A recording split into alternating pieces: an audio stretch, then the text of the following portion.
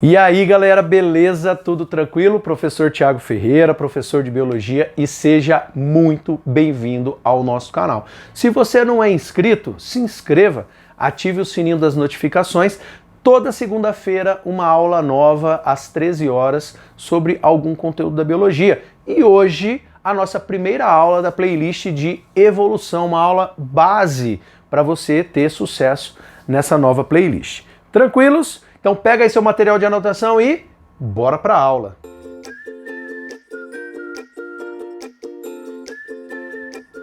Galera, bom, quero deixar bem claro aqui uma ideia, tá? Toda vez que a gente entra no tema de evolução, muitos problemas podem surgir em relação a conceitos religiosos, né? Então, a ideia de que você tem uma ideia diferente sobre a origem e a evolução das espécies, ou seja, as transformações que as espécies vão sofrendo ao longo do tempo, bate muito de frente com os chamados dogmas ligados às religiões. Então a ideia aqui é apresentar os fatos, né, do contexto histórico e das principais ideias hoje necessárias para que você se dê bem na sua prova, beleza? Então esse é o nosso combinado. Então nós vamos começar com uma parte de introdução à evolução biológica, nós vamos fazer um contexto histórico, né, do que serviu, né, do que foi essencial para que se chegasse, né, às duas ideias hoje mais comparativas em termos de exercícios de vestibulares, que são as ideias propostas por Lamarck, que a gente chama de lamarquismo, e as ideias propostas por Darwin, que a gente chama de darwinismo. E aí é muito comum baterem essas duas ideias de frente para a gente poder conseguir chegar na de Darwin, tá bom? Mas vamos lá, qual que é o conceito de evolução biológica? Evolução, ele faz uma referência à transformação. Então a gente estuda os processos de transformação das espécies e a sua adaptação ao longo do tempo. Então eu estou preocupado numa ideia relacionada ao transformismo, as mudanças que podem acontecer em cima das espécies em um dado período de tempo, que pode levar ao surgimento de novas espécies ou simplesmente ao desaparecimento de novas espécies. Então a gente tem que basear em cima de um histórico, né, de como que estava o pé da ciência, né, ao longo dos primórdios do conhecimento. Vamos pensar assim. Então se a gente for pegar lá na Grécia Antiga, a ideia de ciência, né, a ideia de estudo, a ideia de algumas análises curiosas da natureza já estavam sendo consolidadas. Eu vou pensar em Platão, em Aristóteles, certo? E ali começou a base, né, para se acreditar e começar a se interessar por diversas áreas do conhecimento. E aí a gente tem um lapso de tempo muito grande entre as primeiras ideias, o que norteou essas ideias, a gente até chegar ali em meados, né, do século XIX, aonde nós tivemos um salto muito grande, né, na busca pelo conhecimento científico. Então a gente utiliza o embasamento histórico, que muitas das vezes é abordado como uma parte de introdução em algumas questões, mas levando o que é o tal do fixismo, como que o fixismo se relaciona também com o criacionismo, para os dois entrarem em conflito com os primeiros pensamentos evolucionistas. Então vamos lá, vamos separar aqui. O que é o fixismo? O fixismo nada mais é do que você acreditar que as espécies foram criadas como elas são hoje e elas não são suscetíveis a mudanças ao longo do tempo. Então elas são imutáveis, elas foram criadas de um jeito e elas são desse jeito até os tempos de hoje. E o criacionismo, ele nada mais é do que você fazer o embasamento da origem das espécies, né, em cima de dogmas ligadas às religiões. E naquela época, né, que tudo o berço dessa parte aí veio toda da Europa antiga, né, o criacionismo ele era todo dogmático, né, em cima das religiões que prevaleciam na Europa naquele momento. Então tinha uma entidade, essa entidade ela criou força suficiente para criar todas as espécies que nós conhecemos, né, e essas espécies não sofreram alteração ao longo do tempo. Só que aí se a gente for começar a pensar nos primeiros pensamentos evolutivos, né, que giram um pouco em torno desse contexto, aí nós temos dois momentos da história muito importantes que serviram como pontapé inicial para que pudessem surgir naturalistas, pensadores, cientistas, né, e pudessem contribuir para sair um pouco dessa ideia do fixismo e do criacionismo, tá? Então o primeiro grande evento foi, né, o Renascimento. Ele tem um pontapé ali com o Renascimento.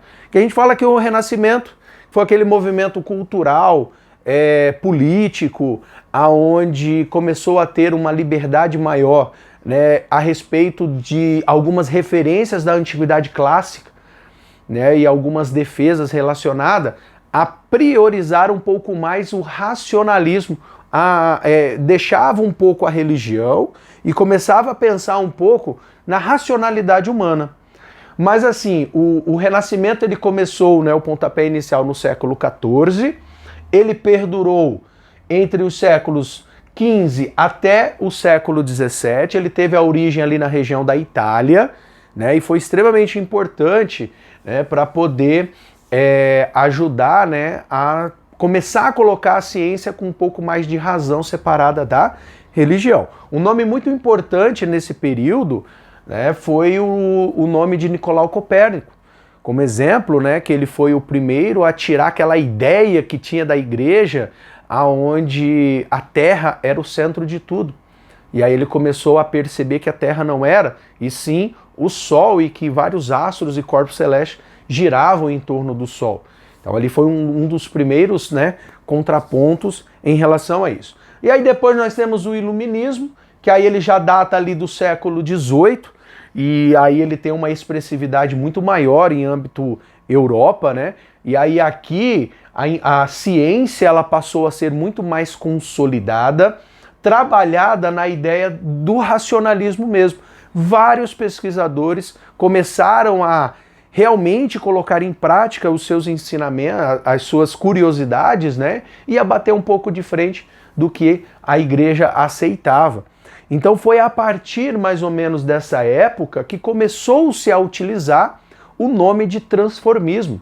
Porque o nome evolução ele foi um nome muito mais moderno. Então naquela época o pessoal explorou muito o nome de transformismo, transformação. E o primeiro pesquisador, né, responsável por utilizar essa expressão foi Georges Leclerc, que viveu ali em meados de 1700, né, e aí ele foi o primeiro pesquisador, né, naturalista a utilizar a ideia do transformismo, tá bom? Mas aí lá em 1800, né, nós temos como nosso principal evolucionista, apesar dele não usar o termo evolução, existiam vários outros pesquisadores naturalistas que estudavam a ideia do transformismo, mas ele foi o cara que criou bases mais sólidas para que tivesse um embasamento, né, às ideias dele, através principalmente da publicação de livros. Então nós estamos falando de Jean-Baptiste Lamarck, conhecido como Cavaleiro de Lamarck, que nasceu em 1744 a 1829.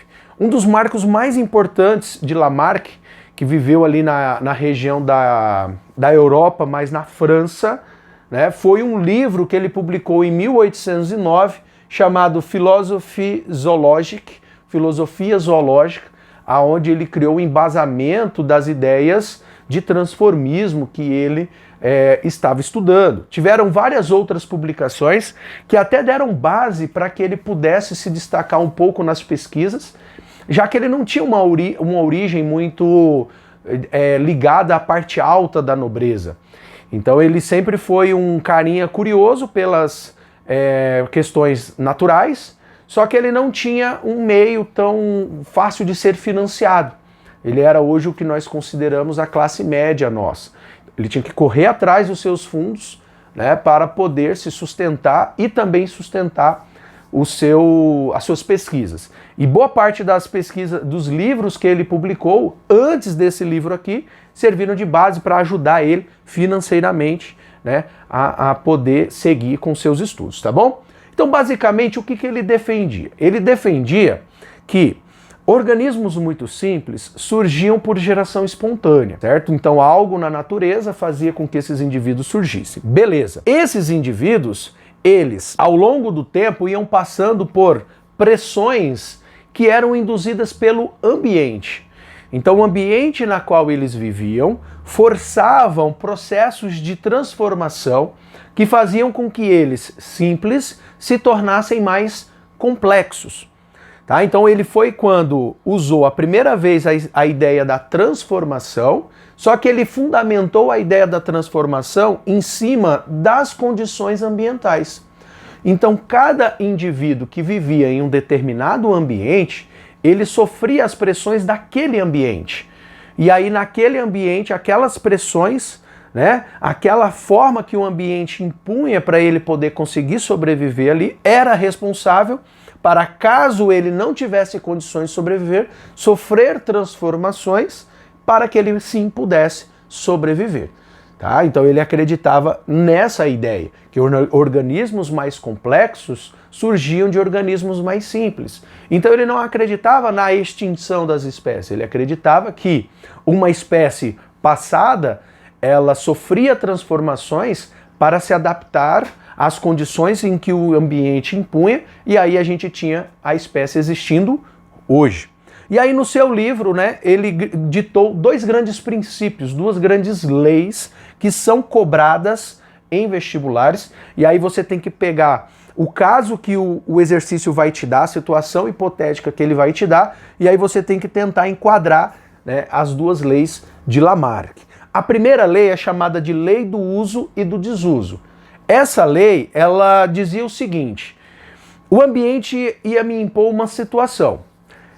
Eu, como indivíduo, eu poderia, para sobreviver a essas condições, acabar fazendo com que uma determinada estrutura minha se desenvolvesse bem mais pelo uso dela, ou ela acabaria perdendo o seu uso devido à não necessidade de usar essa estrutura, e aí eu ia ter ou o desenvolvimento dela pelo uso ou a atrofia pelo desuso. E essa característica que eu estaria valorizando, né, ou desvalorizando, ela seria passada através da reprodução para os descendentes. E aí a gente entraria na segunda ideia, que era a lei da transmissão dos caracteres adquiridos. Então aquilo que ele usava demais ou ele não usava, acabava sendo transmitido, né, para os seus descendentes, porque ele adquiriu aquela característica. Mas ele defendia a ideia de que o indivíduo que valorizasse essa característica se relacionasse com outro indivíduo que também se valorizasse. E eles dois sim poderiam passar, né, para os seus descendentes que teriam mais aptos, né, a utilizar aquela característica que foi adquirida. Hoje a gente pode perceber que não é bem assim que funciona. Mas essas ideias, naquele livro, naquele contexto histórico, né, serviu como base para poder causar tremores, né, no que era a comunidade científica na época, muito baseada, né, nos dogmas religiosos. Então ele teve um pontapé inicial muito grande. E até Darwin, né, que é hoje o nome mais aceito em relação a teorias evolucionistas, defendia muito bem alguns critérios que foram abordados por Lamarck, principalmente a transmissão dos caracteres adquiridos. Um dos exemplos mais clássicos que ele utilizou em suas pesquisas, né, foi o desaparecimento de patas em serpentes. Então as serpentes se tornaram rastejantes devido a serpentes mais passadas, mais antigas, a não necessidade de uso de patas foi fazendo com que elas fossem sendo atrofiadas ao longo das gerações e isso ia sendo transmitido, né, para os seus descendentes. Então era isso que se baseava. Então nesse primeiro momento a ideia era entender quem foi Lamarck e qual é o papel dele nesse contexto. Então ali do ano de 1800, a partir das publicações dele, foi um ano de grandes transformações na Europa e aí continuou servindo de base, né, para vários outros pesquisadores reforçarem os seus estudos. Tá? Lá por 1860, 70, se eu não me engano, alguns pesquisadores fazendo alguns experimentos refutaram a ideia de Lamarck e aí o lamarckismo caiu por terra, tá? Mas é interessante que você entenda o porquê e a base dos seus estudos para você poder usar isso em prática nos exercícios, caso seja questionado, tá bom? Então uma aula simples. Nas próximas aulas nós vamos trabalhar a ideia de darwinismo e depois fazer um comparativo. que é o que o vestibular geralmente faz, e aí a gente vai ver isso mais na prática, tá? Então, ó, de coração, se você curtiu essa aula, se você gostou, se inscreva no canal, curta, dá aquele like, tá? Valorize esse trabalhinho porque ele é feito para você e para outras pessoas que também, né, estão aí precisando de material. Se você quer me seguir nas redes sociais, eu tenho aqui, ó, tá? As redes sociais, Facebook, Instagram, aonde eu também posso estar tendo um contato mais próximo com você. Beleza? Muito obrigado por fazer parte da sua formação, contribuindo aí com a sua preparação. Bons estudos e fui!